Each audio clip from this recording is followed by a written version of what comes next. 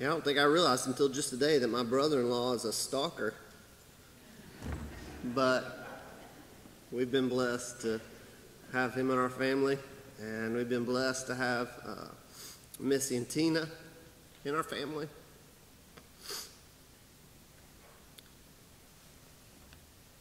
And I could tell you a lot of memories and stories that would honor my father today, make us all smile. I tell you about this stories like the time I disobeyed and I rode my motorcycle off our property and off the dirt road, across the railroad tracks, across the highway, and found my way to greener pastures until I crashed and the fender bent into the wheel and I couldn't go anymore. And then my dad came riding up the road. I was busted. I don't know how that man knew where I was. That navigator radar mind of his. And I can tell you about the time my sisters locked me in a rabbit cage and left me there at the dinner bell. I'm still scared of rabbits.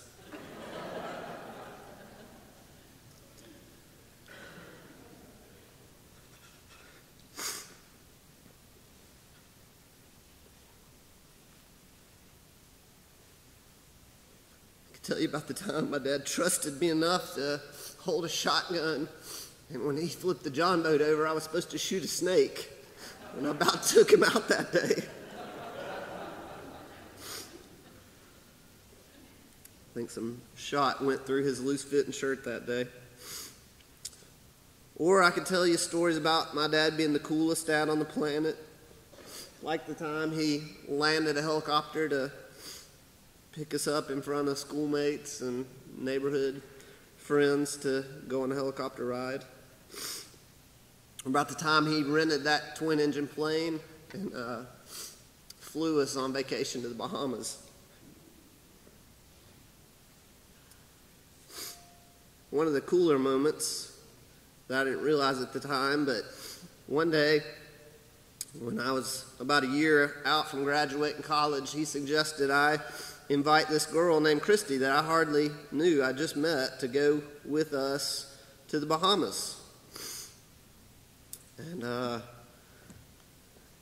was a pretty cool moment that led to many years. And as I was going through some stuff, we were going through some stuff at the house, we came across a little pin with my dad's wings and different things that said Mach 2 on it. And through his Air Force years, he was a member of the Mach 2 Club. How many guys have gone Mach 2 before? That's pretty cool. But today I want to tell you the most important things I can tell about my dad. Things that even though he's not with us here on this earth anymore, they're things that will matter for eternity. You know, the last 10 years we've joked around. Strokes are crazy things. I don't understand still how he couldn't hold a conversation with you or look at a menu and say, I want a hamburger and fries, but he could join in and sing happy birthday to you and knew all the words. But one of his favorite phrases did become, yes, Lord. And I'm wearing a button in his honor that says, yes, Lord. And he would repeat that phrase, yes, Lord, when he was happy. He'd say it one way. And when he was frustrated, yes, Lord. And when he was mad, yes, Lord. He couldn't quite get out what he wanted to do, but he knew it and we weren't getting it. But I realized last night that's exactly what I want to share about my dad. That's exactly what I want to say, because that's what he lived out. And my father made an eternal impact, because my father in his lifetime said, yes, Lord. He said, yes, Lord, I will give. He was a giver. Man, he loved to give. I don't think he did it to make himself feel good, although I'm sure it did. And I know he didn't do it to make himself look good in front of other people, because he kept almost all of it quiet. But I know through personal experience that my dad was a giver. In Matthew chapter 6, Scripture tells us, "Be careful not to do your acts of righteousness before men, to be seen by them. If you do, you will have no reward from your Father in heaven." My dad didn't want his reward here on earth, and he didn't want accolades. So when you give to the needy, do not announce it with trumpets, as the hypocrites do in the synagogues and on the streets, to be honored by men.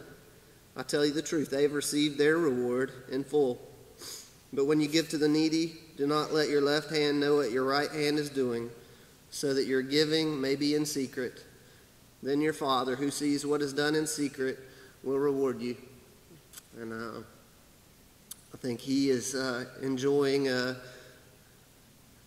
amazing, abundant reward as we speak today. He said, "Yes, Lord," when he would pay the light bills of single moms or families out of work, when he would help people struggling with their mortgages, when he would help people that had no other way go to college. I can't imagine how many kids that would have no Christmas otherwise experience a wonderful December 25th because my dad said, "Yes, Lord." Later in that chapter in Matthew 6, it continues, "Do not store up for yourselves treasures on earth, where moth and rust destroy, and where thieves break in and steal. But store up for yourselves treasures in heaven, where moth and rust do not destroy, where thieves do not break in and steal. For where your treasure is, there your heart will be also." My dad said, "Yes, Lord," when he went on mission trips around the world, when he built numerous international churches,